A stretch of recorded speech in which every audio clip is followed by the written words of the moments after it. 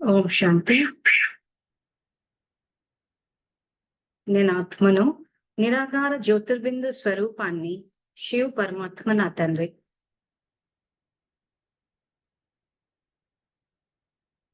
నేను ఆత్మను, శాంతి స్వరూపాన్ని, శివ్ పరమాత్మ నా తండ్రి.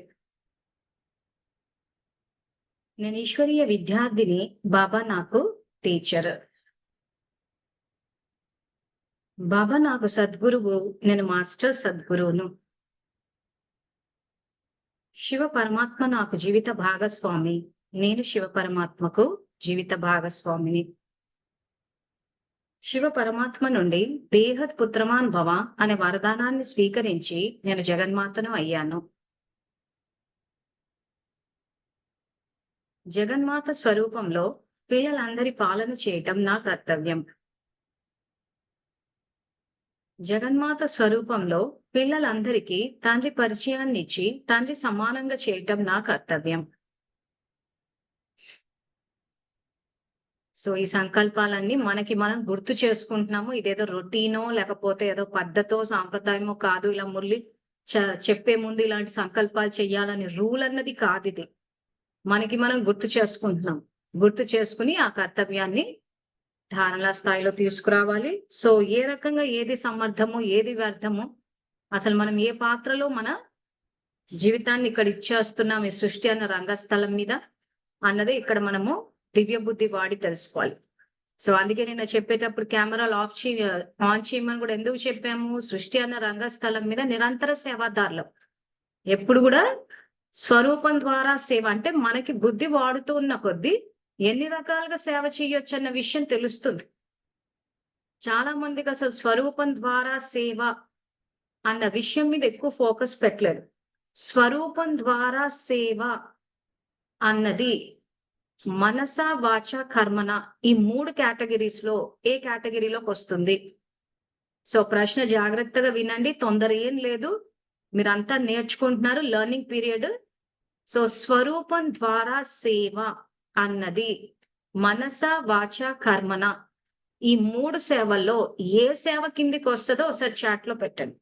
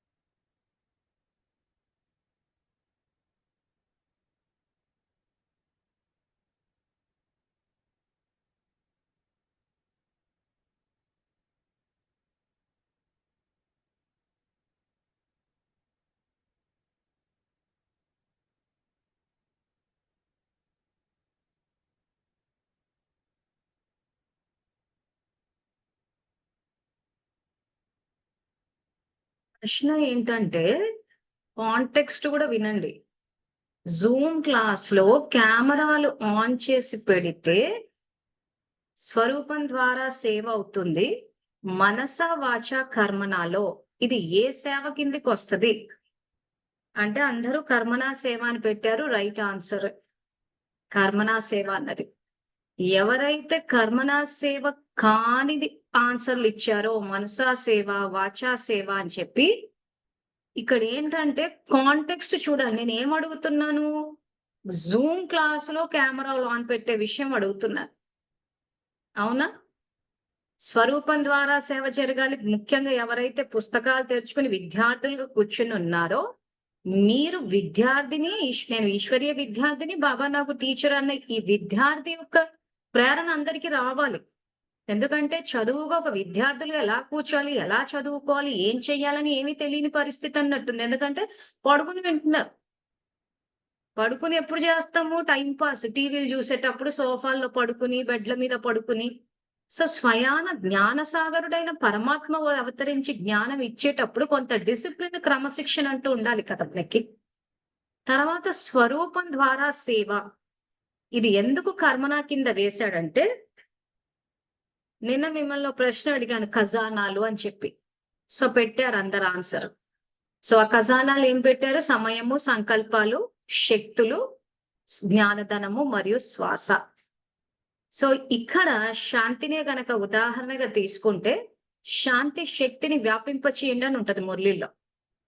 మన ఆలోచన, మన అండర్‌స్టాండింగ్ అంటే మన స్వభావము, అర్థాలు బాబా అర్థంతోటి మ్యాచ్ అవ్వాలి. సో, ఒక్కొక్క చోట 2, 3, 4 శ్రీమతాలుంటాయి కరెక్టే. కానీ ఎక్కడ ఏది వాడాలన్నది ఇప్పుడు మనకు తెలియాలి. మనం నేర్చుకుంటున్న సబ్జెక్ట్ గూడా అదే. ఎందుకంటే 2, 3 శ్రీమతాలున్నప్పుడు ఏదో ఒకటి పట్టేస్తున్నారు. ఆ భాగం చేసేస్తున్నారు. మిగిలింది వదిలేస్తున్నారు. సో, అప్పుడు 100% మార్క్స్ రావు. బ్రహ్మబాబా తోటి మ్యాచ్ అవ్వవు.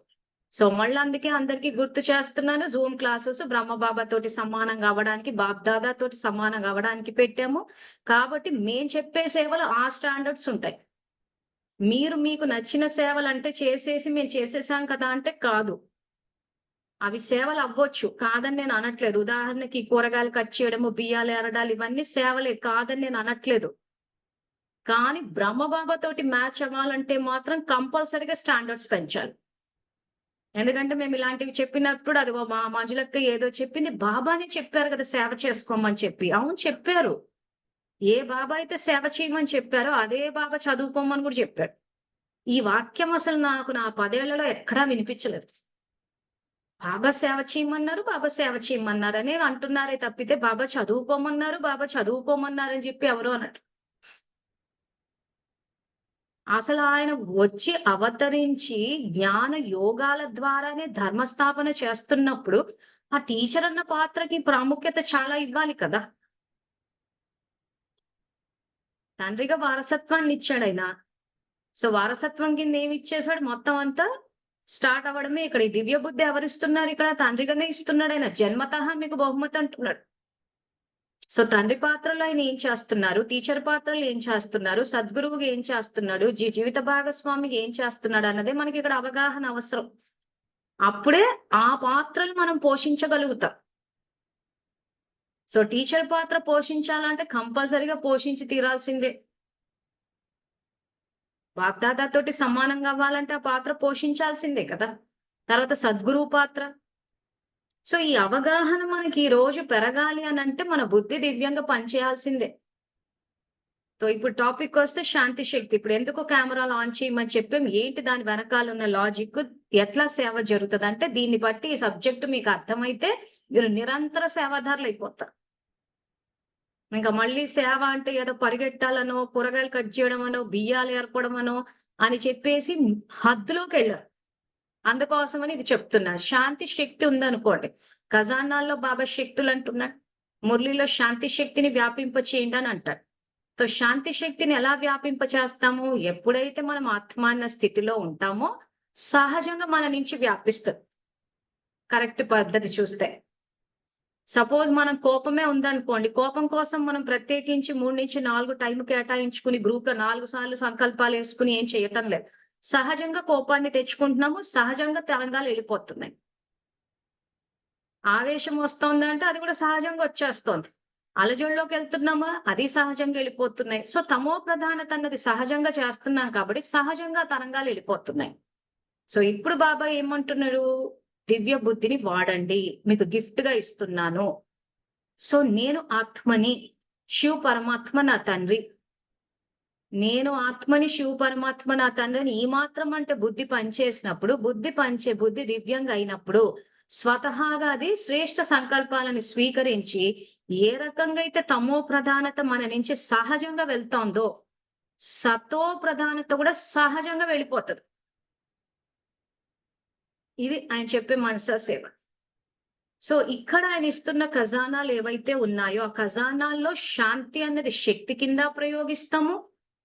ఆ తర్వాత ఇప్పుడు కర్మనా స్థాయిలోకొచ్చేసరికి ఎందుకు స్వరూపం ద్వారా సేవని ఆయన కర్మనా సేవ కిందేశాడనంటే, శాంతి యొక్క గుణదానం అని ఉంది మురళిలో.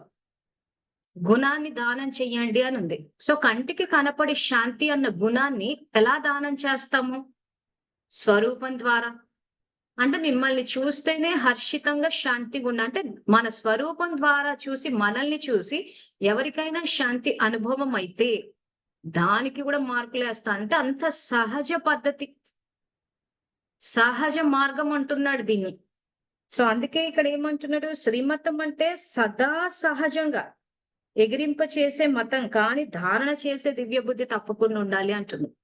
సో ఈ వీటి కోసం అంటే ఇప్పుడు కోపం కోసము, ఆవేశం కోసము, అలజడి కోసం అని చెప్పి మనం ఏ రకంగా అయితే ప్రత్యేకమైన సమయాన్ని కేటాయించట్లేదో, ఈ రకంగా ఆత్మ అన్న స్థితిలో శాంతితోటి వ్యవహరించడానికి ప్రత్యేకమైన సమయం కేటాయించాల్సిన అవసరం లేదు. మనం చూస్తేనే అందరికి సంతోషం వచ్చేయాలి. మనం చూస్తే శాంతి వచ్చేయాలి. మనం చూస్తే ధైర్యం వచ్చేయాలి. దీన్నే మురళీలో బాబా గుణదానము అన్నాడు.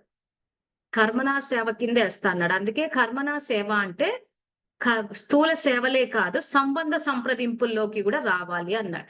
సో సంబంధ సంప్రదింపుల్లోకి వచ్చినప్పుడు ఏమవుతది? అందరూ మనం చూసినప్పుడు మన స్వరూపం ద్వారా ఆ గుణాలని అనుభవం చేసుకుంటారు. ఇది సేవ కింద తీసుకుంటారు. సో నిన్న మనం ఏదైతే ఖజానాలని చెప్పుకున్నామో అవి ఈ రోజు ఇప్పుడు మనం చెప్పుకుంటున్న ఈ లెసన్ ఏదైతే ఉందో దివ్య బుద్ధి. సో బుద్ధి రాతి నుంచి దివ్యంగా ఎలా అవుతదన్న సంకల్పం తెలుసుకున్నాము. తర్వాత దివ్య బుద్ధికి తాళం చెవి ఏంట అన్నది కూడా నేను సంకల్పం చెప్పుకున్నాం. నేను ఆత్మని, శివ పరమాత్మ నా తండ్రి. ఆత్మకి సంబంధించిన ఏ సంకల్పాలు చేసినా ఆత్మ అన్న స్విచ్ ఆన్ అవుతది. స్విచ్ ఆన్ అయిన తర్వాత పవర్ హౌస్ కి కనెక్ట్ అవుతారు శివ బాబాకి. కనెక్ట్ అయినప్పుడు బుద్ధి దివ్యంగా అయిపోతది. సో ఆ తర్వాత ఇప్పుడు మనం బాబాకి కనెక్ట్ అవుతున్నామా అంటే అవుతున్నాం. ఎందుకంటే బాబానే కన్ఫర్మ్ చేశాడు. మీరు భక్తిలో ఆర్తనాదాలు చేశారు, నాకు వినిపించారు. మీరు భక్తిలో ప్రేమించారు, ఆ ప్రేమ తరంగాలు వచ్చాయి. సో మన నుంచి వెళ్తున్నాయి. అంటే మనం కనెక్ట్ అవుతున్నాం బాబాకి ఇక్కడ. కనెక్ట్ అవ్వకపోవడం అంటూ ఉండదు. ఒక సంకల్పం చేసినాం అంటే కనెక్ట్ అయిపోతాం. బుద్ధిలోకి శక్తి కూడా వచ్చేస్తది. వచ్చిన తర్వాత వాడుతున్నామా లేదా అన్నదే పాయింట్ ఇక్కడ. అసలు దివ్య బుద్ధిని వాడుతున్నామా? రాతి బుద్ధిని వాడుతున్నామా? అన్నది కూడా చెక్ చేసుకుంటూ పోవాలి. సో మాయకు వశం అయ్యామంటే బుద్ధి పనిచేయదంటాడు. తర్వాత నేను ఇంకేం చెప్పుకున్నాం మనము? మాయ వేసే మొట్టమొదటి బాణమే వ్యర్థ సంకల్పం అని. సో ఇప్పుడు ప్రాక్టికల్ అప్లికేషన్ కొస్తాం. సపోజ్ మనల్ని ఎవరైనా ఏదైనా అన్నారు. అలజడిలోకి వెళ్ళిపోయాము. నన్ను ఇంత మాట అంటారా? అసలు ఎందుకనాలి? అసలు నన్ను ఎవరు అనమన్నారు ఈ మాటలని? అంటే ఇక వాళ్ళు అంటూ ఉంటే నేను పడుతూ ఉండాలా? ఎంతకాలం అని? వాళ్ళకి ఆ మాత్రం తెలీదా? ఇంత జ్ఞానం చదువుకున్నారు, ఈ మాత్రం తెలీదా? ఈ మొత్తం సోదంతా నడిచిందిక్కడ. అలజడిలోకి వెళ్ళిపోయారు. సో మన స్థితి ఏంటి? దివ్య బుద్ధియా? రాతి బుద్ధ్యా?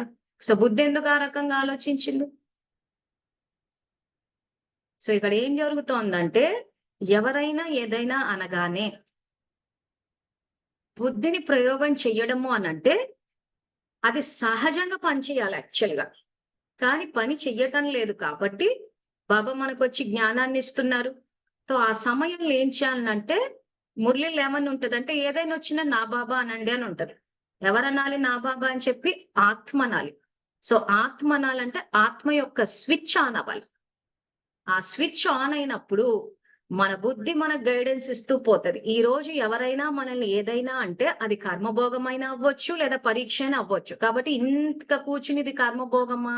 నేను పూర్వజన్మలు అన్నానా? వాళ్ళు తిరిగి వచ్చి అన్నారా? కర్మ ఫిలాసఫీ చెప్పేటప్పుడు అందరు ఇదే ప్రశ్న అడిగితే ఒకటే చెప్పాను గదా!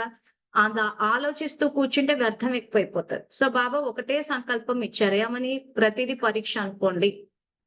నేను విజయీ స్వరూపాన్ని అని అనుకుంటే ఏమైతది? ఆత్మ అన్న స్థితిలోకొస్తాం. వచ్చినప్పుడు వర్తమానంలో మన ప్రవర్తన బాబా శ్రీమతానికి అనుసారంగా ఉంటది. సో, ఎందుకు వర్తమానంలో మన ప్రవర్తన బాబా శ్రీమతానికి అనుసారంగా లేదు అనంటే, ఇక్కడ దివ్య బుద్ధిని వాడటం లేదు. సో, బుద్ధి వాడాలంటే ఏం జేయాలని జెప్పాడు బాబా? సత్యానికి, అసత్యానికి మధ్యల తేడా అన్న మురళి ఆల్రెడీ చెప్పుకున్నాం. మనం అందులో పాయింట్స్ కూడా అండర్‌లైన్ గూడా చేయించాను. బాబాని తలుచుకున్నప్పుడు రైట్ ఏదో, రాంగ్ ఏదో తెలుస్తది. మనం ఏ రకంగా ప్రవర్తించాలి అన్నది సహజంగా. ఇప్పుడు ఈరోజు ఎవరైనా ఏదన్నా అనగానే నన్నెందుకు అంటున్నారని ప్రశ్నల మీద, ప్రశ్నల మీద ప్రశ్నలొస్తున్నాయి. సహజంగా చేస్తున్నా. అదే సహజత్వము ఇప్పుడు బాబా శ్రీమతానికి రావాలి. సో, ఎవరైనా ఏదైనా అన్నప్పుడు బుద్ధి గనక దివ్యంగుంటే, ఆత్మ పరిశీలన, స్వచింతన చేసుకుంటే, అది మన ఉన్నతి కోసం వచ్చింది. నేను విజయీ స్వరూపాన్ని అని అనుకుని ఫుల్ స్టాప్ పెట్టి వర్తమానాన్ని సరిదిద్దేంటి అంటున్నాడాయన. అది సరిదిద్దకుండా మనం అలా ప్రశ్నలు వేసుకుని అలా అలజడిలోకి వెళ్ళిపోతున్నామంటే సాధారణ అసలది పురుషార్థం అని గూడా అనరు. మెజారిటీ అదే చేస్తున్నారు.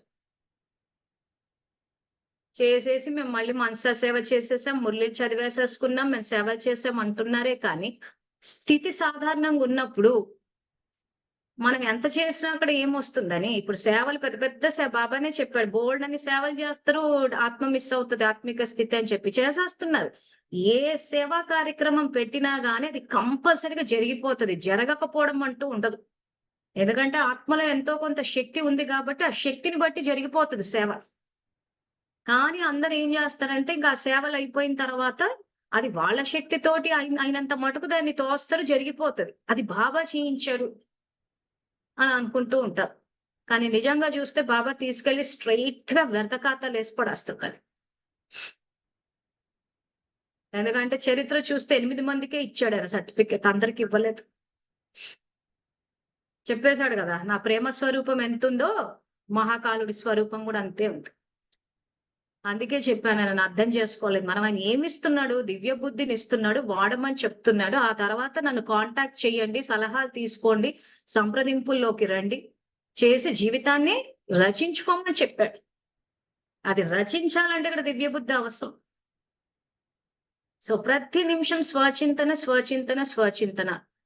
సో, ఇప్పుడు ఉదాహరణకి మనం పురుషార్థం చేయాలంటే ఏం చేయాలి? ఫస్ట్ మన జీవితాన్నే చూసుకోవాలి. ఇప్పుడు సపోజ్ నేను కాంపిటీటివ్ ఎగ్జామ్స్ రాసి ఆఫీసర్‌గా అయ్యాను. ఆ ఎగ్జామ్స్ రాసేటప్పుడు టెన్షన్ ఎక్స్‌పీరియన్స్ చేశాను. అలజడిలోకెళ్ళాము. వస్తుందా? రాదా ఉద్యోగము? అన్న ఆ డైలమాలోకెళ్ళాం, టెన్షన్‌లోకెళ్ళాం. ఆ పరిస్థితి ఎందుకొచ్చింది? అన్న స్వచింతన చేసుకోవాలి. సో, స్వచింతన చేసుకుంటే బుద్ధి దివ్యంగుండి బాబాకి కనెక్ట్ అయితే బుద్ధి ఏం చెప్తది? సఫలత నా జన్మసిద్ధ అధికారం అన్న ఆ సంకల్పము, ఆ స్థితి 100% రికార్డింగ్‌లోకి రాలేదు నాకు. అందుకే సంగమం వచ్చేసరికి ఆ ఉద్యోగం చేయాలి. ఎగ్జామ్స్ రాసేసరికి వస్తుందా? రాదా? అని చెప్పి టెన్షను, అలజడిలోకెళ్ళిపోయాను. అంటే 100% రికార్డింగ్ జరగలేదు. స్వచింతన చేసుకున్నాం ఇప్పుడు. చేసుకొని ఇప్పుడు దాన్ని మళ్ళీ రీరైట్ చేయండి మీ భాగ్యాన్ని అంటున్నాడు. సో, ఎలా చేస్తారు? సఫలత నా జన్మసిద్ధ అధికారము. నేను విజయీ స్వరూపాన్ని. నేను కల్పపూర్వము విజయీ స్వరూపాన్ని. నేను ఇప్పుడు విజయ స్వరూపాన్ని. నేను కల్పకల్పము విజయ స్వరూపాన్నన్న సంకల్పము, సఫలత నా జన్మసిద్ధ అధికారం అన్న సంకల్పాన్ని నేను చేసి, వర్తమానంలో ప్రతి విషయంలో నేను సఫలత వచ్చే విధంగా నేను పురుషార్థం చేసుకుంటూ వెళ్ళాలి. అంటే నా ఆత్మలో రికార్డింగ్‌లోకొచ్చేసేయాలి. ఏమని? నేను ఏం చేసినా నేను సఫలత సాధిస్తాను. ఆ సఫలత కూడా ఎలా సాధించాలి? నా సొంత ఇది వాడేసుకుని, నా మటుకు నేను అన్ని టెన్షన్‌లు ఇప్పుడు పడిపోయి చేసేసి, హమ్మయ్య! సేవలయిపోయినాయి అని కాదు. బాబా సాంగత్యంలో ఉండి, బాబా శ్రీమతానికి అనుసారంగా చేశానా అన్నది పాయింట్. ఎందుకంటే అదే చెప్పాను గదా! పెద్ద పెద్ద సేవలన్నీ చేసేస్తూ ఉంటారు. అవి జరుగుతాయి గూడా. ఎందుకంటే ఆత్మలో ఎంతో కొంత శక్తి మిగిలే ఉంది. మనం ఎలాగో కనెక్ట్ అవుతున్నాము. కాబట్టి అది ఎలాగో జరుగుతాయి. జరగకుండా అయితే ఉండవు. కానీ బాబా చేయించేసాడు కాబట్టి మేము పర్ఫెక్ట్‌గా చేసాం అనుకుంటాం గానీ, యాక్చువల్‌గా చాలా సందర్భాల్లో వాయుమండలం తయారు చేయరు. ఆత్మల యొక్క స్థితిని పెంచరు. ఆ పుస్తకాలు పంచేటప్పుడు ఉన్న సమస్యలకు ఎటో వెళ్ళిపోతుంటారు. పరివారంతో కలిసి నడవాలి, ఒకటై నడవాలన్న శ్రీమతాన్ని నుంచి విభేదిస్తారు. ఇలా ఎన్నో ఎన్నో జరిగిపోతూ ఉంటాయి. కానీ ఫైనల్‌గా పుస్తకాలన్నీ అయిపోతాయి కాబట్టి బుక్కులు లెక్కెట్టేసుకొని అయిపోయిందనుకుంటాం. వాచా సేవలు పెడతారు. ఖచ్చితంగా వాచా సేవలు నడుస్తాయి. ఖచ్చితంగా వచ్చి అందరూ వింటారు, పోతారు. కానీ బీజాలు నాటుకోవు. బీజాలన్నీ వ్యర్థం పోతాయి. ఫలాలు రావు. కానీ ఏమంటే మేము చాలా మందికి ఇచ్చేసాం. ఎందుకంటే చూస్తున్నారు యూట్యూబ్‌లో పెడితే వేలల్లో చూస్తూ ఉంటారు. హాల్ బుక్ చేసి పెడితే ఈరోజు యోగా డే అని చెప్పి పెట్టారంటే మొత్తం ఇప్పుడు హైదరాబాద్‌లో పెరెడ్ గ్రౌండ్స్ లేకపోతే ఎల్బీ స్టేడియంలో పెడతారు. మొత్తం స్టేడియం అంతా నిండిపోతది. ఇచ్చేస్తారు. చెప్పేస్తారు. శాంతంగా వ్యవహరించండి, మెడిటేషన్ చేయండి, అది చేయండి, ఇది చేయండి అని చెప్తారు. వేలల్లో జనం వింటారు. లైవ్ టెలికాస్ట్ కూడా వస్తది. మేము వాచా సేవ చేసేసాము అంటున్నారు. కానీ బీజాలు నాటుకున్నాయా? అది ఇంపార్టెంట్. సో, ఇలా ప్రతీది మనము పరిశీలించుకొని బాబా శ్రీమతం ప్రకారం చెయ్యాలి అంటే మనకు గైడెన్స్ ఇచ్చేది ఎవరు అనంటే ఇక్కడ బాబానే గాని బాబా బుద్ధిని దివ్యంగా చేసేస్తారు. అది దివ్యంగా చేసిన బుద్ధి ఏం చేస్తదంటే మనకు గైడెన్స్ ఇస్తూ పోతూ ఉంటది. సో, ప్రతి నిమిషం ఏం సంస్కారాలు ఇప్పుడు నేను ఇందాక ఎగ్జాంపుల్ ఇచ్చాను. ఎగ్జామ్ రాయడానికి పోతే ఏం జరిగిందని. రికార్డింగ్ ప్రాపర్‌గా జరగలేదు. సో, సరిదిద్దుకుంటున్నాను ఇప్పుడు ఈ సంకల్పంలో. ఆ తర్వాత లోపలున్న క్రోధము, ఆవేశం ఇవేవేవి ఉన్నాయి. ఎంత శాతం ఉన్నాయి నాలో? 100% ఉన్నాయా? 90 ఉందా? నేను జ్ఞానంలోకొచ్చాక 100% ఉన్నవి. ఎంత పర్సెంటేజ్ తగ్గినాయి? ఇంకా పెరిగాయా? తగ్గాయా? వ్యక్తులొస్తే వీళ్ళు మంచి చేయడానికి వచ్చారంటే నాలో ఏం సంస్కారం ఉంది? సో, ఆ సంబంధాన్ని పెంచుకోవడం. ఆ తర్వాత ఎవరైనా వ్యతిరేక దిశలో వచ్చారంటే నాలో ఏ సంస్కారం ఉంటే వీళ్ళొచ్చారు అని చెక్ చేసుకొని వాళ్ళ పట్ల దైవీ సంస్కారాలు రికార్డ్ చేసుకోవడం. ఇది యాక్చువల్ చేయాల్సిన పురుషార్థము. సో, దీనికోసమే బాబా మనకి ఖజానాలిస్తున్నారు. ఆ ఖజానాలన్నీ మన బుద్ధిలో ఉన్నాయి. సో, ఇవన్నీ ఎప్పుడు చేయాలి? ఈ పురుషార్థం అంతా సంగమ యుగంలో చెయ్యాలి. సో, సమయం యొక్క మహత్వాన్ని తెలియచేస్తున్నాడు. సో, బాబా ఇచ్చే మొట్టమొదటి ఖజానానే సమయము. ఆ తర్వాత సంకల్పాలు. దేన్నైనా నేను నా సంస్కారాన్ని నేను సరిదిద్దాలంటే నేను చేయాల్సిన మొట్టమొదటి పని సంకల్పం. సో, ఇప్పుడు ఇందాక నేను ఏదైతే చెప్పానో కాంపిటీటివ్ ఎగ్జామ్స్ ఎందుకు టెన్షన్ పడ్డాను? ప్రాపర్ రికార్డింగ్ లేదు పోయిన కల్పంలో. అదే ఎమర్జ్ అయిపోయింది. సో, పోయిన కల్పంలో ఏదైతే రికార్డ్ చేసామో అది ఇప్పుడు ఎమర్జ్ అవుతోంది. పోయిన కల్పంలో రికార్డ్ చేసింది ఇప్పుడు రిపీట్ అవుతోంది. ఏదైతే నేను రికార్డ్ చేశానో, రికార్డ్ అయినప్పుడు వర్తమానంలో బాబా బుద్ధిని ఇచ్చి ఈ రికార్డింగ్‌ని రికార్డింగ్ చేసుకోండి అంటున్నాడు.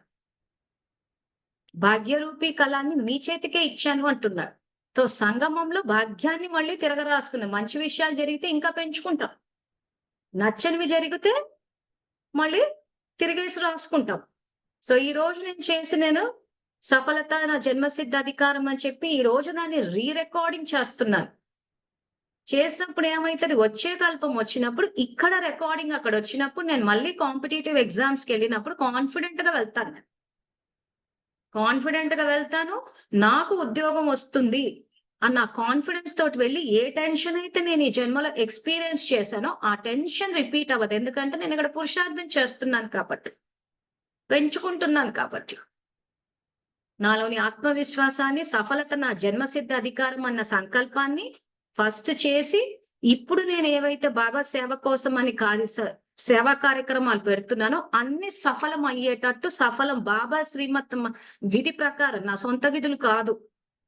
బాబా శ్రీమతం ప్రకారం జరగాలి.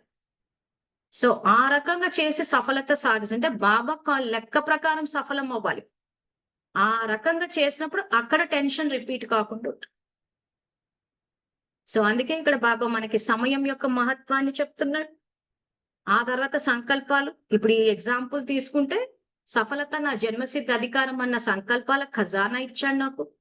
సంస్కారాలు ఎలా పరివర్తన చేసుకోవాలా అని చెప్పిన జ్ఞానదనాన్ని ఇప్పుడు ఈ ప్రొసీజర్ అంతా ఏదైతే ఉందో ఈ రకంగా స్వచింతన చేసుకోండి. జీవితాన్ని త్రికాలదర్శులు కాబట్టి 3 కాలాలు చూసుకోమంటున్నాడు. ఇదంతా జ్ఞానం. ఇది జ్ఞానదనం. సఫలత నా జన్మసిద్ధ అధికారం అన్న సంకల్పానికి శక్తి వచ్చి నేను ప్రాక్టికల్ లైఫ్‌లోకి తేడానికి శక్తులిస్తున్నాడు.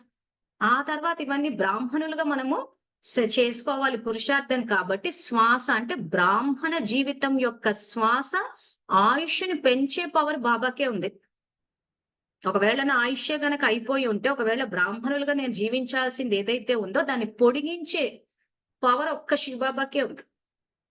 ఈ రోజు మన ఆయుష్ అయిపోయినా గాని ఆయన ఆయుష్ పెంచాలి అనంటే మనం యజ్ఞ సంయోగలం అయితే పెంచుతారు. మామూలుగా సాధారణ జన్మలు, వృధా జన్మలు ఎందుకు పనికిరావు, ఊరికే అలా సృష్టి చక్రంలోకి వస్తారు, కాలచక్రంలో కొట్టుకుపోతారంటే అలాంటి వాళ్ళకసలు బాబా సంయోగమే ఉండదసలు. విశేష ఆత్మలకి ఒకవేళ చేసుకున్న కర్మలకు గనక ఏదన్నా అట్లున్నా గాని పెంచే పవర్ ఆయనకుంది కాబట్టి చేస్తాడు. అందుకే దీర్ఘాయుష్మాన్ భవ అన్న వరదానం ఏదైతే బాబా ఇస్తున్నారో బ్రాహ్మణ జీవితం యొక్క జన్మ, ఆ జీవితం దీర్ఘంగా ఉండడానికి. ఎందుకంటే చాలా మందికి బ్రాహ్మణ జీవితం అన్నది చాలా తక్కువ ఆయుష్ తోటి వస్తది. ఆయుష్ అంటే మళ్ళీ ప్రాణం ఉండడం, పోవడం కాదు. కొంతమంది జ్ఞానంలోకి వస్తారు, ఏదో అలజడిలోకి వెళ్ళిపోతారు. మళ్ళీ అంటే అంటే అంటారు చూసారా బాబా, ఎగరడంలోనూ హీరో, పడడంలోనూ హీరో అన్నట్టు. సో జ్ఞానంలోకి వస్తారు, తెలుసుకుంటారు, బ్రాహ్మణ జీవితం గడుపుతారు. ఎక్కడో మాయ వచ్చి కూర్చుంటది. బుద్ధి వాడరు ఇంకక్కడ. వచ్చినప్పుడు ఏమైపోతదంటే మళ్ళీ వెనక్కి వెళ్ళిపోతారు. అంటే అక్కడ ఏమైంది? సపోజ్ ఒక 1 ఇయర్ జ్ఞానంలో స్టే అయ్యారనుకో. అంటే బ్రాహ్మణ జీవితం యొక్క ఆయుష్ ఎంత? ఒక సంవత్సరమే. స్థూలమైన ఆయుష్ గురించి కాదు నేను మాట్లాడేది. బాబా మాట్లాడేది బ్రాహ్మణ జీవితం యొక్క ఆయుష్. అది దీర్ఘాయుష్షు ఇస్తా అంటున్నాడు. సో చాలా మంది ఏంటంటే యాక్చువల్‌గా జన్మ తీసుకోవడమే ఇక్కడ కరెక్ట్‌గా జరగట్లేదు. అంతా హాఫ్ కాస్ట్ బ్రాహ్మిన్స్ మెజారిటీ. ఎందుకంటే తన్మనాభవ అన్న మహామంత్రాన్ని తీసుకున్నారు. కాసేపు మురళిలు వింటారు, కాసేపు ఇంకేదో చేస్తారు, కాసేపు ఇది చేస్తారు, కాసేపు అది చేస్తారు. ఒక కాలిటు, ఒక కాలటు ఉంటారు. సో వీళ్ళంతా ఎవరు? Half cost Brahmins. బాబా జ్ఞానం మురళిలు తీసి వింటారు, కానీ మళ్ళీ కన్‌ఫ్యూజ్ అయిపోతూ ఉంటారు. నమ్మరు దాన్ని. సో ఎవరైతే హాఫ్ కాస్ట్ బ్రాహ్మిన్స్ ఉంటారో వాళ్ళు బాబా జ్ఞానం పట్ల నిశ్చయం ఉండదు. కన్‌ఫ్యూజన్ వచ్చేస్తూ ఉంటది. బాబా ఎందుకిలా చెప్పాడు? ఎందుకిలా చేశా? ఇది కాదు.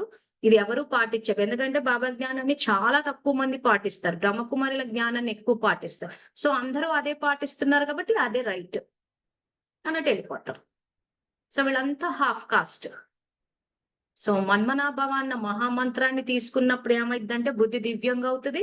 బుద్ధి దివ్యంగా అయినప్పుడు ఏమైపోతదంటే శ్రీమతాన్ని ధారణ చేసి సదా సమర్థంగా, సదా అచంచలంగా. సో మన సమర్థ సంకల్పాలు చేస్తున్నామంటే బుద్ధి దివ్యంగా ఉన్నట్టు లెక్క. వ్యర్థ సంకల్పాలు చేస్తున్నామంటే బుద్ధి రాతిగున్నట్టు లెక్క. సమస్యలు వచ్చినప్పుడు అలజడిలోకి వెళ్ళిపోయాము. వాళ్ళు ఎందుకు ఇలా అన్నారు అన్న ప్రశ్న అన్నది మీలోకి వచ్చింది అంటనే మాయ యొక్క బాణం పడిపోయింది. ఎందుకు? బాబా ఇచ్చిన జ్ఞాన ధనం ఏదైతే ఉందో, ఆ ధనాన్ని అక్కడ ఉపయోగించలేక ఏమైపోతుందంటే ఆ పరిస్థితిని అంచనా వేసుకోలేకపోతున్నారు. సో ఆ పరిస్థితిని అంచనా వేయాలంటే దేని ద్వారా వేస్తాము? జ్ఞానం ద్వారానే వేస్తాం. ఇందాక నేను అనలైజ్ చేసి చెప్పినట్టు ఎగ్జామ్స్ గురించి. సో ఆ రకంగా అనలైజ్ చేసుకుంటారు. జ్ఞానం ఇచ్చేసాడు, కర్మ ఫిలాసఫీ ఇచ్చాడు. పూర్తి రివైజ్డ్ కోర్స్ మురళీలంతా కర్మ ఫిలాసఫీ ఉంది. ఆ తర్వాత ఆయనతో జ్ఞాన చర్చలు జరిపినప్పుడు మనకెక్కడైనా డౌట్ వచ్చినప్పుడు ఆయన్నడిగితే చెప్పేస్తాడు. ఇప్పుడు నా ఎగ్జామ్స్ కి నేను ఏదైతే టెన్షన్ పడ్డానో మీకు మురళీలో ఎక్కడా కనిపించదు. ఒక బ్యాంకు ప్రొబేషనరీ ఆఫీసర్‌కి ఎగ్జామ్‌కెళ్ళినప్పుడు నాకు టెన్షన్ అంటే, నా వ్యక్తిగత జీవితం నాకు తెలుసు. నేను స్వచింతన చేసుకోవాలి. దానికి సంబంధించిన ప్రశ్నలు బాబాని అడిగి తెలుసుకోవాలి. నా జీవితంలో ఈ సంఘటన జరిగింది బాబా. మరెందుకిలా జరిగింది? మార్చాలంటే ఏం చేయాలి? అంటే టీచర్‌గా ఆయన సలహా ఇచ్చేస్తాడు. సద్గురువుగా శిక్షణ ఇస్తాడు. ఇది మనం చేయాల్సిన పురుషత్వం. ఇవన్నీ చేస్తున్నారా లేదా చెక్ చేసుకోండి. సో ఒక్కొక్క విషయం ఆరోగ్యం పాడైపోయింది. ఎందుకు పాడైంది? అంటేనే చెప్పాను గదా! బుక్ రెఫర్ చేశారని చెప్పేసి. ఆ బుక్ చదవాలి. ఓహో! ఇవి మనం తప్పులు చేశామని బాబా దగ్గర ట్రీట్‌మెంట్ తీసుకోవాలి. సో అప్పుడు ఏమైపోతది? సగమ యుగంలోనే ఆరోగ్యం వచ్చేస్తది. మనశ్శాంతి వచ్చేస్తది. సమయం అన్న ఖజానాలొచ్చేస్తాయి. ఇప్పుడు ఉద్యోగం వాలంటరీ రిటైర్మెంట్ ఇచ్చాను. ఇవ్వాలా? వద్దా? సో బాబాని అడిగి తెలుసుకోవడమే. లాంగ్ బ్యాక్ అడిగినప్పుడు మాత్రం వద్దన్నారు. రీసెంట్‌గా తీసుకోమన్నారు. ఇది ఎట్లా తెలుస్తది? పరిస్థితులు ఆ రకంగా అనుకూలిస్తాయి. ఆయనతోటి కాంటాక్ట్‌లుండి ఆయన వాయిస్ వినగలిగినప్పుడు. సో అప్పుడు ఏమైతది? ఆయన సలహా తీసుకొని చేసినప్పుడు రిగ్రెట్ అన్నది ఉండదు. బాధ అన్నది ఉండదు. అయ్యో! ఇలా ఎందుకు చేశామా అని చెప్పి. ఎందుకంటే ఆయన త్రికాలదర్శి 3 కాలాలు అంచనా వేసుకొని తండ్రిగా ఆయన ఎప్పుడు మనకు కరెక్ట్ సలహాలే ఇస్తాడు. సో ప్రతి నిమిషం ఆయనతో కాంటాక్ట్ నుండి ఆయన వాయిస్ వినాలంటే ఇక్కడ బుద్ధి దివ్యంగా ఉండాలి. ఇంకా మనని వాళ్ళు ఇదన్నారు, వీళ్ళు ఇలా మాట్లాడారు, ఎందుకు మాట్లాడారు, ఇంకా చెత్త అంతా పక్కన పెట్టేయండి. ఇంకా ఎవ్వరు ఏమన్నంటే అననివ్వండి. ఎవరో ఏదో అన్నారని చెప్పి అవి వింటూ కూర్చుంటే బాబా చెప్పేది ఎప్పుడు వింటాము? నన్ను కూడా ఎంతో మంది ఎన్నో అంటారు. అవన్నీ వింటూ కూర్చుంటే ఈ జ్ఞానం అర్థమై ఉండేదా నాకు? ఇప్పుడు జ్ఞానం చదువుతుంటేనే అతీంద్రియ సుఖం వస్తది. సో మురళి చదువుతూ అతీంద్రియ సుఖము, బాబా యొక్క సాంగత్యాన్ని నేను ఎంజాయ్ చేయాలనా? లేకపోతే అందరూ కలిపి పరివారం అంతా కలిపి మంజులక్కయ్య వ్యతిరేకము, మంజులక్కయ్య అమృత వేళ చెయ్యదంట, మంజులక్క వైట్ డ్రెస్ వేసుకోదంట, మంజులక్కయ్య హోటల్లో తింటదంట, మౌంట్ అబు కనెక్షన్ లేదంట. ఇప్పుడు ఈ సోద అవసరమా నాకు? చెప్పండి. చదువుకున్నాం మనము. ఎవరైనా మిమ్మల్ని ఏదైనా అని మీరు గనక ఆశీర్వాదాలు ఇచ్చి వాళ్ళ పట్ల లోపల పరివర్తన చేస్తే మాలలు తయారైపోతాయని చెప్పాడు. రివైజ్డ్ కోర్ మురళీలంతా కర్మ ఫిలాసఫీయే. ప్రతి దగ్గర చెప్పాడు. మీరు గనక ఈ రకంగా చేస్తే ఇది మీకు జరుగుతది. మీ మీద గనక ఎవరైనా ఈ రకంగా మాట్లాడితే మీరు గనక శుభ భావన, ఊరికే సంకల్పాలు ఇవ్వడం కాదు. మంజులక్కయ్య ఏదో అన్నారు కదా అని నేను సంకల్పాలు ఇచ్చేస్తూ కూర్చోవడం కాదు. వాళ్ళ పట్ల శుభ భావన పెట్టి ఆ తర్వాత వాళ్ళు ఎందుకు ఆ రకంగా ప్రవర్తిస్తున్నారన్న అనాలిసిస్ చేసి వీళ్ళకి ఈ మాత్రం తెలీదా, వీళ్ళు ఈ మాత్రం తెలుసుకోరా అని చెప్పి స్టేట్మెంట్లు ఇవ్వకుండా ఏం తెలుసుకోవాలన్నది నేనే వచ్చి చెప్పాలి. ప్రాక్టికల్ లైఫ్ అంటే. సో ఏం సంస్కారం రికార్డ్ చేస్తున్నాం. ఈ రోజు ఒకటి తప్పు అని అంటున్నామంటే రైట్ ఏంటో కూడా చెప్పాలి కదా. ఊరికే స్టేట్మెంట్లు ఇవ్వడం కాదు కదా. సో ప్రతి నిమిషం సంస్కారం ఏం రికార్డ్ అవుతుందని చూసుకోవాలి. తర్వాత జ్ఞానం ఏంటా అన్న నిశ్చయం ఉండాలి. అప్పుడు స్థిరంగా ఉంటాం. అలజడిలోకి వెళ్ళిపోతున్నాం అంటే బుద్ధి స్థిరంగా లేకపోవడం వల్ల. అందుకే బాబా ఈ 246 పేజ్లో అదే అంటున్నాడు. ధారణ చేస్తే మీరు అచంచలంగా, ధారణ చెయ్యకపోతే చంచలంగా అయిపోతారు. ఇప్పుడు ఇంకొక ఉదాహరణ తీసుకుందాం. జ్ఞానం వ్యతిరేక దిశలో బయటకు వచ్చింది. సపోజ్ ఇప్పుడు నేను మీకు చెప్పేటప్పుడు ఒక మురళి అన్నది చూపించి బ్రాహ్మణ జన్మ, అవతరిత జన్మ అని ఒక మురళి చెప్పుకున్నాం మనం. సో బ్రాహ్మణ జన్మ, అవతరిత జన్మ అందరం పుస్తకాలు ఎదురుగా పెట్టుకున్నాం, చూడండి అన్నాము, పైనుంచి కిందికి దిగాల అని చెప్పి ఈశ్వరీయ సేవ కోసం అవతరించామని ఇది బాబా చెప్పిన సంకల్పము అని మీ అందరికీ రుజువులు చూపించారు. చూపించిన తర్వాత సపోజ్ ఏమైనా కానీ బయట ప్రపంచం ఎలా ఉంది? అందరూ కింద నుంచి పైకి వెళ్తున్నారు. మౌంట్ అబూ నుంచి, సెంట్రల్ నుంచి, దేశ విదేశాల్లో అందరూ కింద నుంచి పైకి వెళ్ళిపోతున్నారు. వీడియోలు కూడా అలాగే రికార్డ్ అయిపోయినాయి. నేను ఒక్కదాన్ని మాత్రము మురళి తీసి ఇది ఉంది అని చెప్పాను. సో ఖచ్చితంగా ఇప్పుడు అందరూ ఏం చేస్తారు? మంజులక్కయ్య చెప్పింది మన్మతము, అవి చదవొద్దు, వినొద్దు, వేరే మార్గాల్లోకి వెళ్ళిపోతారు అని చెప్పి అందరూ ప్రచారం చేశారు. చేసినప్పుడు వీళ్ళు ఎందుకు ఇలా అనాలి, వీళ్ళకి ఈ మాత్రం తెలియదా అని ఇవన్నీ నేను ఆలోచించాను అంటే నా బుద్ధి స్థిరంగా లేదని అర్థం. ఎందుకు స్థిరంగా లేదు? ఇక్కడ నేను చదివిన మహావాక్యాన్ని చూసి చదివి బాబాతోటి చర్చలు జరిపి ఎందుకు ఇలా ఏంటని తెలిసిన తర్వాత బయటికి తీసుకొచ్చి చెప్పినప్పుడు ఎవరో ఏదో అన్నప్పుడు మనం చంచలంగా అయిపోతున్నాం. ఇక్కడ 246 పేజ్లో ఇదే నేను నిన్న అండర్లైన్ కూడా చేయించాను. దివ్య బుద్ధి సెకండ్లో బాబ్దాదా శ్రీమతాన్ని ధారణ చేసి సదా సమర్థంగా, సదా అచంచలంగా. బుద్ధి దివ్యంగా ఉంటే అచంచలంగా ఉంటాం. దివ్య రాతిగా ఉంటే చంచలంగా అయిపోద్ది. సో లోకమంతా నా గురించి మాట్లాడింది, మంజులక్క ఏదో చెప్పేసిందని. నా బుద్ధి గనక స్థిరంగా లేకుండా దివ్యంగా లేకపోతే అలజడిలోకి వెళ్ళిపోతాను.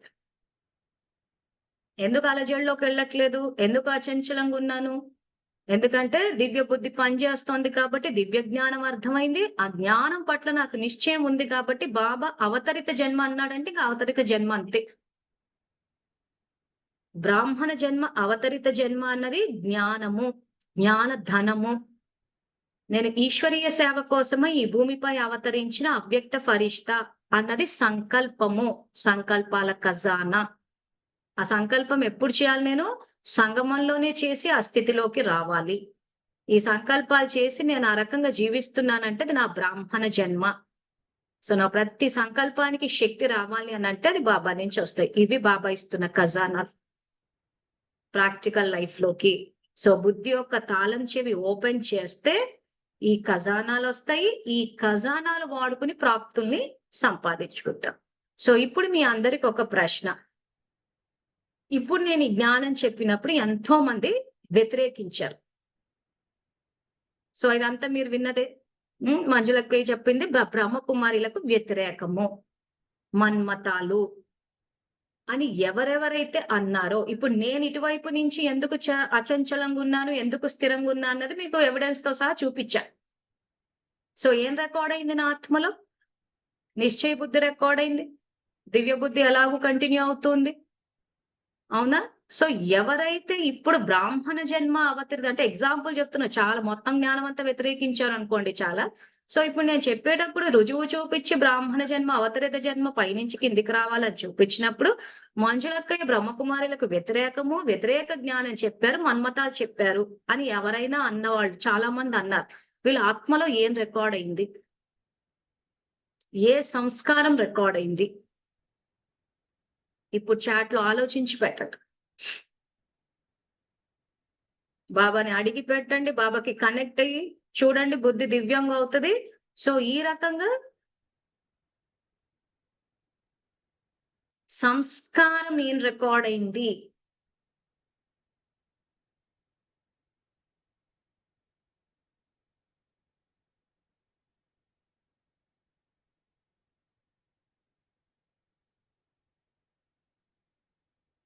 ఒక ఆన్సర్ పరదర్శన అంటే పరచింతన రికార్డ్ అయింది.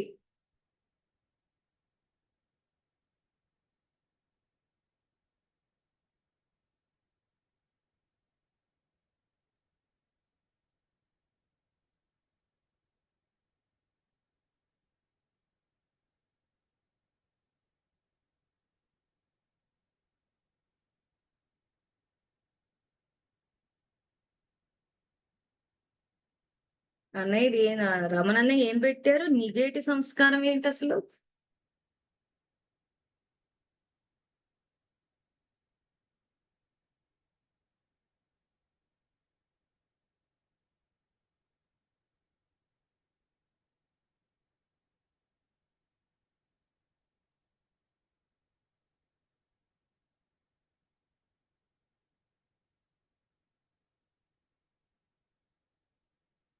సో ఈ రోజు బాబా జ్ఞానాన్ని రుజువులతో సహా చెప్పిన తర్వాత కూడా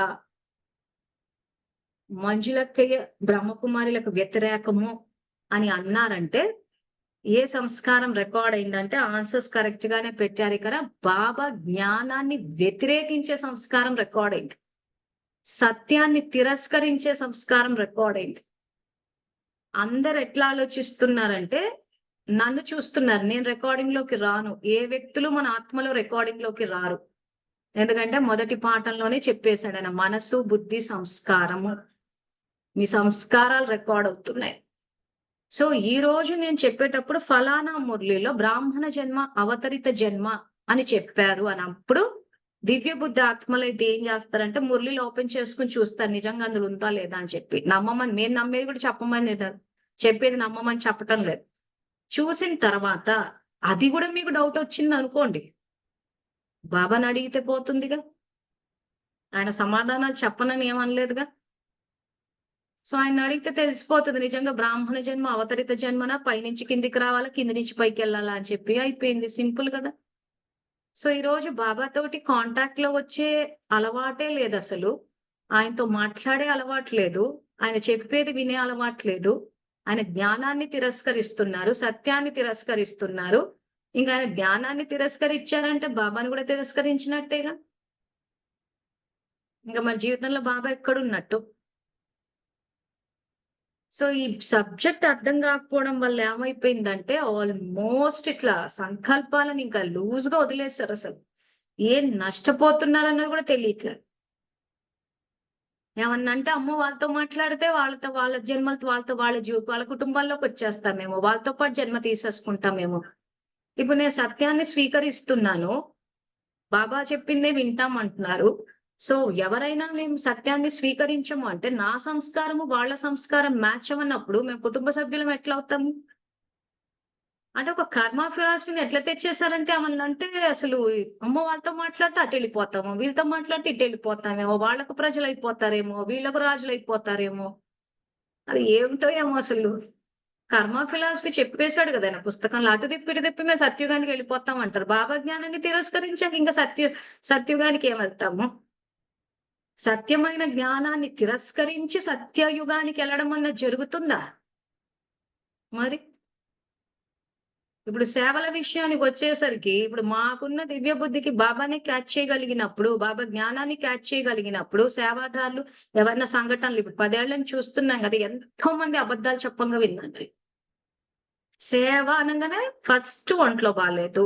ఇంట్లో వాళ్ళు ఒప్పుకోరు. అన్నయ్య ఒప్పుకోడు. మరి మౌంట్ ఆబూకి ఎలా ఎళ్ళొచ్చేసారు? అన్నయ్య అసలు బయటికే రానివ్వడండి అంటాడు. మరి మౌంట్ ఆబూకి మాత్రం వెళ్ళిపోయి వచ్చుంటాడు. మరి అన్నయ్య మౌంట్ ఆబూకి ఎలా ఒప్పుకున్నాడంటే తెలీదు.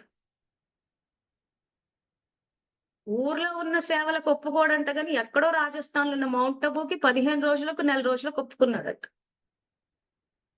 అది చూస్తేనే చెప్పొచ్చు అబద్దాలని. సో, ఈ రకంగా సంగమంలో అసత్యాలు, సత్యత లేని జీవితాన్ని గడిపి, నిజాయితీ లేని సంపూర్ణ పవిత్రత అంటే నిజాయితీ అంటాడాయన. ఒక నిజాయితీ లేని జీవితాన్ని గడిపి, ఆ యు ఆ నిజాయితీ, సత్యత అన్నది 100% ఉన్న యుగానికి ఎట్లొస్తారు? అంటే ఎక్కడ స్వచింతన పరిశీలన చేసుకోలేదు. సో, ఇప్పటి వరకు ఏదైతే చేశారో ఒకవేళ అలాంటి తప్పులు చేస్తే ఫుల్ స్టాప్. ఇక్కడి నుంచి రికార్డింగ్ ప్రాపర్‌గా చేయాలి. సో, పాత రికార్డింగ్ ఏదైతే ఉందో దాన్ని రీరైట్ చేసుకుంటూ పోవాలి. సో, దివ్యంగా అవ్వాలంటే ఏం చేయాలో నేర్చుకున్నాము. బుద్ధిలో ఉన్న ఖజానాలు ఏంటా అన్నది తెలుసుకున్నాము. ఆ ఖజానాలు ఇప్పుడు వాడుతూ పోతాం. సో, మీకొక ఎగ్జాంపుల్ నేను ఎగ్జామ్స్ రాసేటప్పుడు ఏ రకంగా ఆలోచించానో అది చెప్పాను. ఆ తర్వాత ఈ రకంగా మనం రుజువులు చూపిచ్చినా గాని, ఇది వ్యతిరేకము అది ఇది అనంటే ఇక్కడ ఎవరిని తిరస్కరిస్తున్నాం అనేది చెక్ చేసుకోవాలి. అసలు మనం ఏదైనా మనకు తెలిసిందనంటే ఫస్ట్ దాన్ని బాబాతోటి క్లారిఫికేషన్ తీసేసుకోండి. ఆయనతో మాట్లాడడం అలవాటు చేసుకోవాలింక. ఎందుకంటే ఎవ్వరిని నమ్మడానికే లేదు ఈ రోజుల్లో. మెజారిటీ ముసుగులేసుకొని బతికేస్తున్నారు. సో, కాబట్టి ఎవరిని నమ్మాలి? ఎవరిని నమ్మగూడదు? ఏది రైటు? ఏది రాంగు? ఇంత కన్‌ఫ్యూజన్ మనకక్కర్లేదు. నేను ఆత్మని, శివ్ బాబా నా తండ్రి అని బాబాకి కనెక్ట్ అయ్యామంటే, వ్యర్థం అంతా తీసేయాలి గూడా. ఇప్పుడు ఇందాక చెప్పాను గదా! నా గురించి ఎంతమంది ఎంత చెడుగా మాట్లాడుతున్నారో మీ అందరికీ తెలిసింది. కానీ ఎక్కడైనా ఎఫెక్ట్ అయ్యానా నేను? ఎందుకు? నిజం తెలుసు గదా! ఎందుకు ఎఫెక్ట్ అవ్వాలి? బాబా ఇది శ్రీమతం గూడా చెప్పారు. కర్మ ఫిలాసఫీ గూడా చెప్పేసాడు. ఎవ్వరేదన్నా మీరు స్థిరంగుండండి. ధారణా స్వరూపులుగా ఉండండి. ధారణ చేస్తే దేవతలు, చెయ్యకపోతే దాసీలు. సో, అనేవాళ్ళు అంటూ ఉంటారు. సో, అనేవాళ్ళ కోసం మనమెందుకు సేవలొదులుకో చాలా మంది ఎవరన్నా అన్నారంటే ఇంక నేను రాను సేవలకి. సో, దెబ్బకు దారుణంగా సబ్జెక్ట్ ఎగిరిపోయింది. ఎందుకంటే బుద్ధి వాడలేదు. సో, ఎవరో ఏదో అన్నారంటే నువ్వు పరీక్షగా తీసుకొని పాసయింటే అయిపోయేది కదా! ఆ తర్వాత ఇంకొక ప్రశ్న. భక్తి మార్గంలో పూజలు చెయ్యొద్దు. చేస్తే తప్పు. బాబా వద్దన్నారు అని చెప్పి భక్తి పట్ల వ్యతిరేక భావాలు, అసహ్య భావన అదేదో తప్పు అన్నట్టు ప్రవర్తించారు. అంటే ఇంట్లో ఇంచుమించు దీపాలు ఆర్పేశారు అందరూ. సో, ఏం రికార్డ్ అయింది?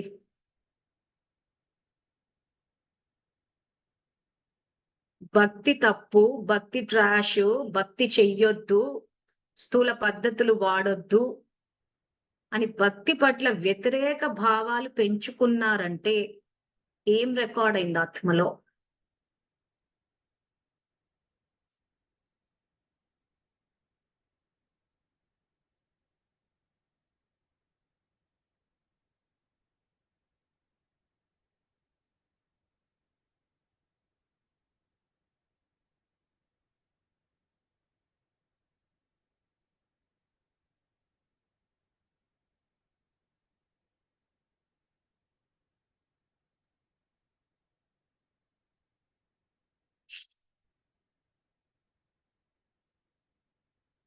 పర్లేదు. ఆన్సర్స్ పెడతారో పెట్టరో అని నేనే అనుకుంటున్నాను గానీ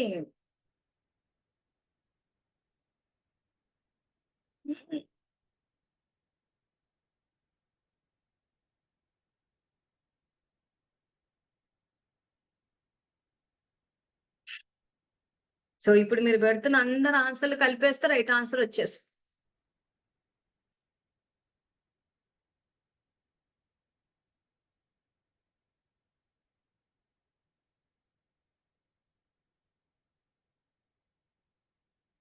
సో ఫస్ట్ ఆన్సర్ నేత్రవతకి క్రిస్టియన్ ధర్మం రికార్డ్ అయిపోయింది. యెస్, క్రిస్టియన్ ధర్మమే కాదు, ముస్లిం ధర్మం కూడా రికార్డ్ అయింది. ముస్లిమ్స్ కూడా అసహించుకుంటారు.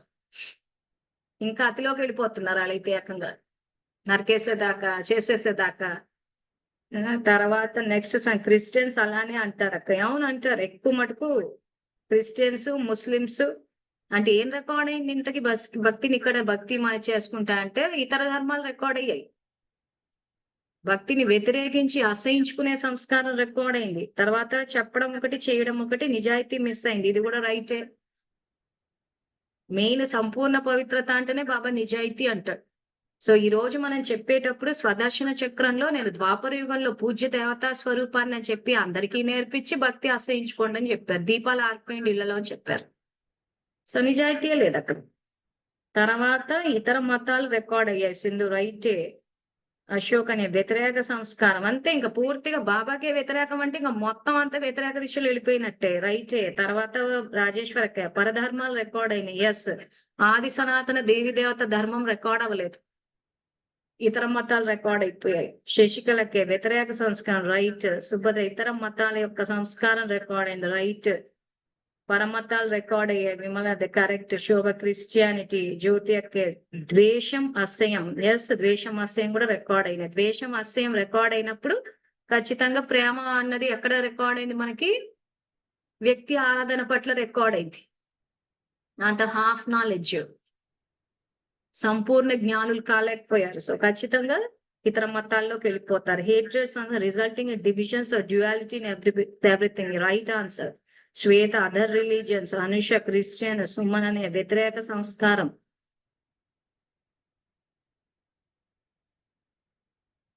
ఇది ఏంటిది? అచ్చా, క్రైస్తవ ధర్మం వ్యతిరేక సంస్కారం. చిట్టిమ సన్యాస ధర్మం. ఎస్, క్రైస్తవ ధర్మం చెడు సంకల్పాలు, బాబాపై నిశ్చయం లేకపోవటం. కరెక్టే. క్రిస్టియానిటీ ఇతర ధర్మాలకు పునాది. రైటే. వ్యతిరేక సంస్కారం పరమతాలకి పునాది. పరమతాలు మత ఘర్షణలు, ఇతర మతాలకు వెళ్తారు, సత్యయుగంలోకి రారు. ఇది కూడా రైటే.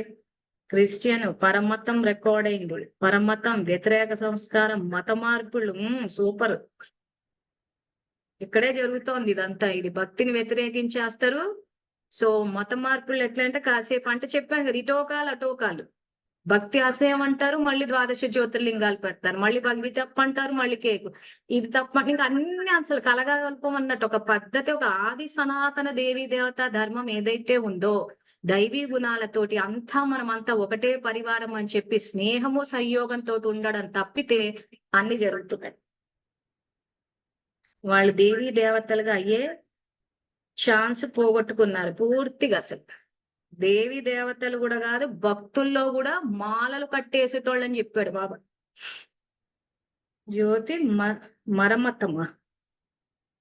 సరే మరి. సో ఇది సబ్జెక్ట్ అర్థమైంది మీ అందరికి. సో కాబట్టి రికార్డింగ్ మీద ధ్యాస పెట్టుకోవాలి. స్వయంపై నిశ్చయము, బాబాపై నిశ్చయము, డ్రామాపై మరియు పరివారంపై. సో ఇది. సో లాస్ట్ ఇంకా 5 minutes ఉన్నాయి. సో దివ్య బుద్ధికి సంబంధించి నిన్న ఎక్కడి దాకా అయితే చదువుకున్నామో, నిన్న ఏం చదువుకున్నామంటే మరియు మాయ కూడా తన ఛాయను ఎలా వేస్తుందంటే ఛత్రం ఎగిరిపోతుంది, ఛాయ ఉండిపోతుంది, అందువలన బాబా బహుమతి స్థిరంగా ఉందా లేదా అని పరిశీలించుకోండి అన్నారు. సో ఇక్కడ మనం ఎప్పుడైతే దివ్య బుద్ధితో ఉంటామో బాబా యొక్క ఛత్రఛాయ అంటే గొడుగు అంటారు కదా. సో ఆ గొడుగులో ఉంటామంటే ఆ రక్షణలో ఉంటాం. సో ఎప్పుడైతే దివ్య బుద్ధిని మాయ తీసేసుకుంటుందో, వ్యర్థ సంకల్పం అన్న బాణం వేసేసి, అప్పుడు ఆ రక్షణ యొక్క కవచం పోయి మాయ యొక్క నీడలోకి వచ్చేస్తాము అని. యాక్చువల్ గా బాబా ఛత్రఛాయలో మనము సురక్షితంగా ఉంటాం. కానీ ఇక్కడ తీసేస్తున్నాం. మాయ దొంగిలించేసినప్పుడు ఏమైతది? మాయ యొక్క ఛాయలోకి వెళ్ళిపోతారంటే, మాయ యొక్క సాంగత్యంలోకి వెళ్ళిపోతారని అర్థము.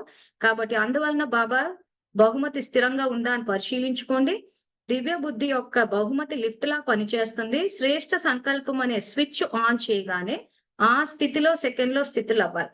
దివ్య బుద్ధి మధ్య మాయ యొక్క ఛాయ వస్తే, ఈ బహుమతి యొక్క లిఫ్ట్ పనిచేయదు. ఎలా అయితే స్థూల లిఫ్ట్ పాడైతే ఏమవుతుంది? పైకి వెళ్ళదు, కిందకి రాదు, మధ్యలో ఉండిపోతుంది. సో ఇది స్విచ్ ఆన్ అవ్వాలి. ఇందాక మీకు నిన్నటి నుంచి నేను ఏవైతే క్లాసెస్ చెప్తున్నానో, సో ఇక్కడ స్విచ్ ఆన్ చేయగానే ఆ స్థితిలో సెకండ్‌లో స్థితులైపోవాలి. నేను ఆత్మని శాంతి స్వరూపాన్ని అన్న ఆత్మ అన్న స్విచ్ గనక ఆన్ అయిందంటే, బుద్ధి దివ్యంగా ఉంటే, దివ్య బుద్ధి ఆ సంకల్పాన్ని స్వీకరించి అది మన సంస్కారం అయిపోతే మనకు అనుభవంలోకి వస్తది. ఇది యాక్చువల్ దీని ప్రాక్టికల్ లైఫ్. సో ఇవన్నీ మనకి ఖజానాలు ఇప్పుడు చెప్పిన అనుభవంలోకి రావాలంటే, సేవలు చేస్తే సంతుష్టత, అతీంద్రియ సుఖం రావాలి అనంటే, దివ్య బుద్ధి అన్నది మాయ దొంగలించుకోకుండా చూసుకోవాలి. అందుకే ఈరోజు ఎగ్జాంపుల్స్ ఇచ్చింది. సో బాబా జన్మతఃనే బుద్ధిస్తారు. ఆ బుద్ధి యొక్క తాళం చెవి తెరిస్తే ఖజానాలుంటాయి. ఈ ఖజానాలని ప్రతి నిమిషం వాడుకుని పురుషార్థము, ధారణ, సేవలంటూ చేస్తూ పోతే ప్రాప్తులొస్తాయి. ఇది మనం చేయాల్సిన పని. సో మళ్ళీ రేపు 3 గంటలకు కలుసుకుందాము. అంతవరకు థాంక్ యూ. Om Shanti.